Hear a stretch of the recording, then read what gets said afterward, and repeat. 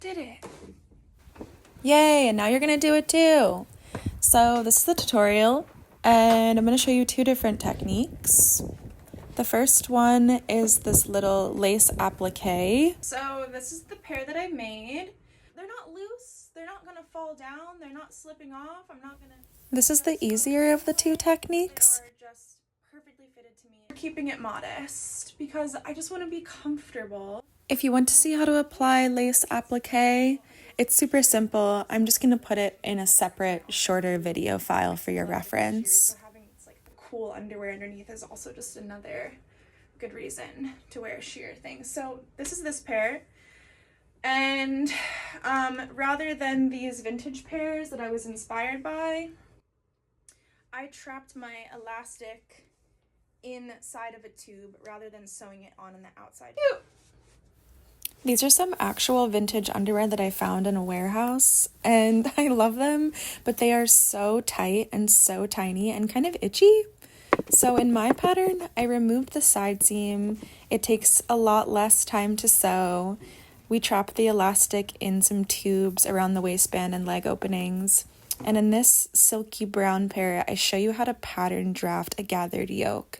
So if you're interested in learning how basic pattern drafting works, follow along with me and I'll show you what I know. This is a really nice example of a two-way stretch. I sourced a dead stock lightweight micro knit material specifically with a very tight weave that won't fray when cut. It came from a bargain bin. You want to find something very like underwear, thin, soft. So two-way would mean like this way. Is like, boom, you hear that? No stretch, but this way. I really recommend using a two-way stretch because it's a lot easier to sew than a four-way stretch. And for your gusset, you want to use an old t-shirt, just a cotton lining. After you've identified which direction the stretch is going, you're going to want to fold your fabric in half. We're cutting our basic block out on the fold. So there's our center front seam. I'm aligning that horizontally with the stretch going across the brief body. And I'm just using some pattern weights to hold everything down. So we're going to cut our gusset lining out of our cotton t-shirt and our gusset face out of our face fabric. I highly recommend reducing bulk in your gusset side seams by shaving at least 1/4 inch of the seam allowance on both of the long sides of your gusset. It will make for sewing the elastic channel in the leg hole opening so much easier. You can also baste these two slippery small pieces together or just pin them. So now I'm going to teach you a little bit of pattern drafting. I know you don't have this pink paper, but Christmas wrapping paper or tissue paper or even like a grocery bag, if you cut it open and iron it flat, will do just fine. So this is the part where I walk you through my pattern drafting process to get that gathered yoke detail. I take a really loose, intuitive approach and I hope you get a lot out of it. Otherwise, click here to skip ahead. I'm gonna fold this over like this and then get an idea roughly where is the halfway point. I'm gonna just make a little fold around the leg opening. This is the back, center back seam. This is your butt crack right here. Right here at this point. This portion right here is going to be along my center front. So I'm going to copy this. I'm going to line it up with the edge of my paper. Front guy, front little part. All the way around my leg opening to my, this would have been my side seam. This is the center front. So the side seam can go directly vertically up the same way. So I'm gonna get myself a ruler. Use any straight edge, doesn't really matter. You just have to line it up with here, including my seam allowance. About right here is where my actual, after it's folded over. How deep do I want this little shirring area? I think I want it to be like about, yeah, I think 3 inches. I think I want it to be thick. Because how tall is my whole guy here? My whole guy comes up to like here. So what portion of that do I want to be gathers? That's a bit high, maybe 2.5. Maybe about like here. So I'm just gonna use my straight edge line to connect from here down to here. And I'm gonna line it up on my little straight edge here, perfectly at 90-degree angle. Loosely, this is the block that my shirring is gonna go inside of. It's like this. And I'm sort of just following, I'm just eyeballing, guys. Ain't a big deal. And I'm gonna just sculpt it a little bit down into here. Okay. This is gonna come into the center front. That's gonna be cut on the fold as well. It's gonna be shirred. So let's carve it out a little bit more and sort of go like this. That's much closer following the distance here. If I measured these, should be like pretty similar. I don't really know if I want it to go up all the way that far. It's got to come back to the side here. Similar enough. Looks pretty good. So I'm going to cut out this. I'm going to cut out this right here. So we've got our basic shape that our gathers are going to be within. I'm cutting that out, and for you, I'm going to recommend that you draw a line horizontally through that piece before you cut it out. See, I'm doing that after the fact. And then I'm also using my ruler to pull things apart, like just perfectly out, not up or down. Next, you want to trace out all of those pieces. This is just creating distance so that everything can be shirred back up and shrunken back down again. You want to just use your eye, believe in yourself. You can make a smooth curved line, and then you can use your pieces to just go back and double check and make sure that the width of everything is correct and even.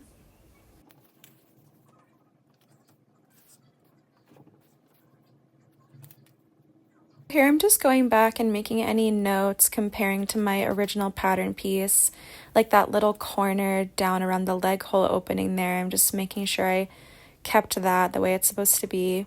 I'm going to cut out the finished product, and the part at the center front there we're going to align also on the fold of our fabric.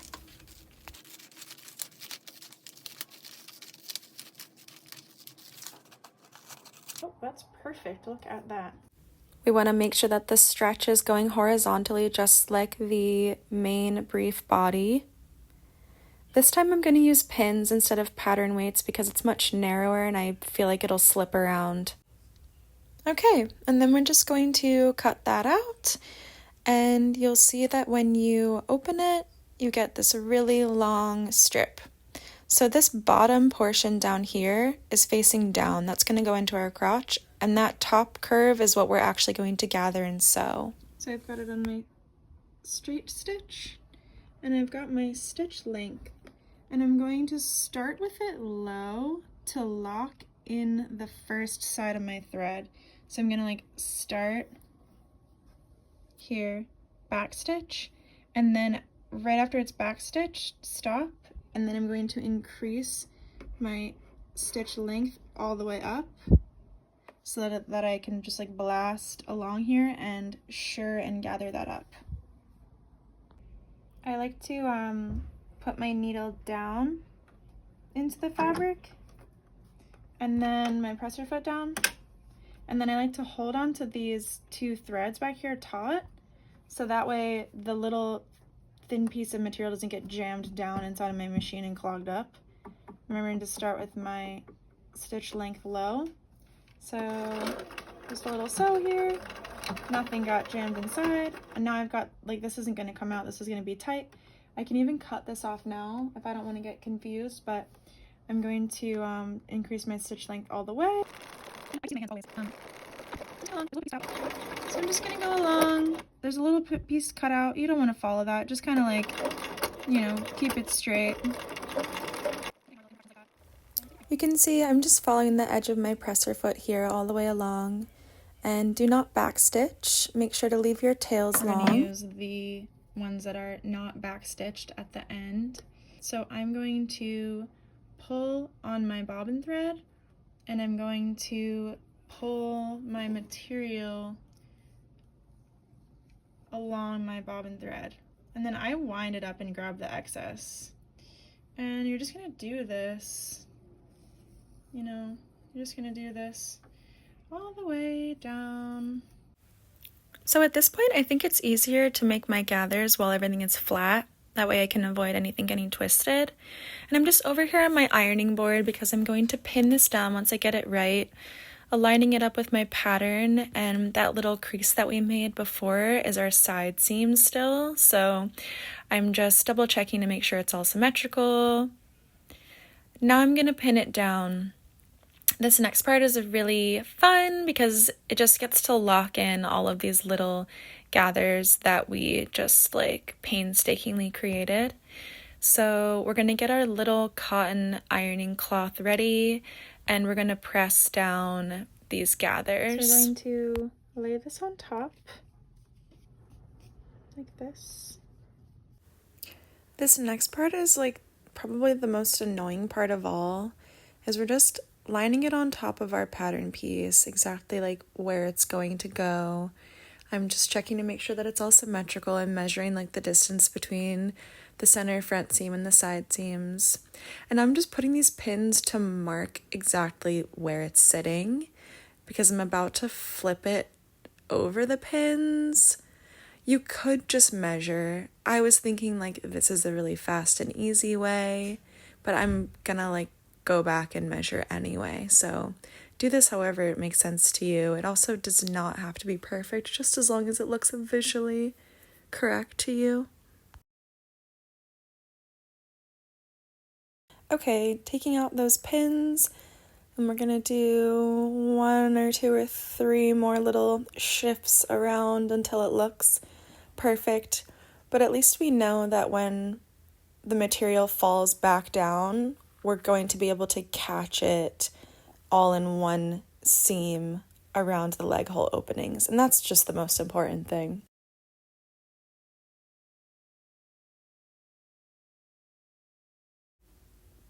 You want to be mindful about pinning at this stage as to not create any little pinches or little bumps because it will all show once things flip back over.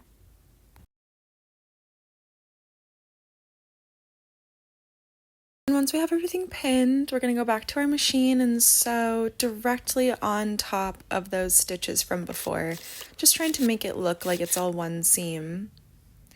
Flipped over, and so fun. I'm just obsessed with pressing. You're going to smooth down your pleats and your gathers to look exactly how you would like them to look.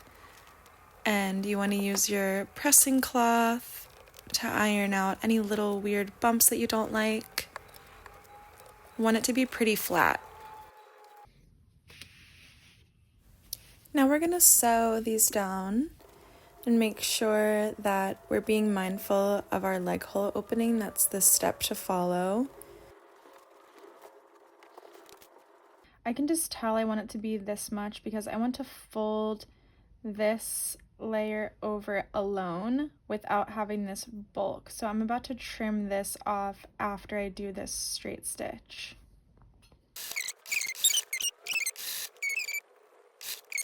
But anyway, yeah, isn't that crazy? Yeah, wait, so what else has been going on with you? So I'm just using my tiny little embroidery scissors to get in there and carefully cut away that gathered excess, just to make sure I don't catch any of the fabric underneath. We're going to press it again just for safekeeping. So applying your 2 gussets, I really recommend having these 2 basted together or at least pinned together in the center front. I'm being a really bad example, and this was annoying for me down the line. So use your notches, cut out your notches, baste these 2 together. And also you really want to trim down the pink, the lining. You really want to trim down on the long sides, at least 1/4 inch. It's just very bulky folding that over. Doing a straight stitch here, attaching these 3 pieces together.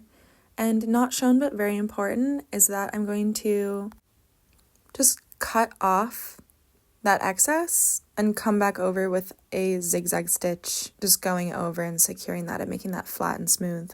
So now we're working on our center back seam. With our right sides together, we're just gonna zigzag straight down. We might want to do a couple of tests just to get that looking really perfect. We don't want any gaps, any holes. We want it to be pretty strong. And we just want like a low profile, narrow little zigzag.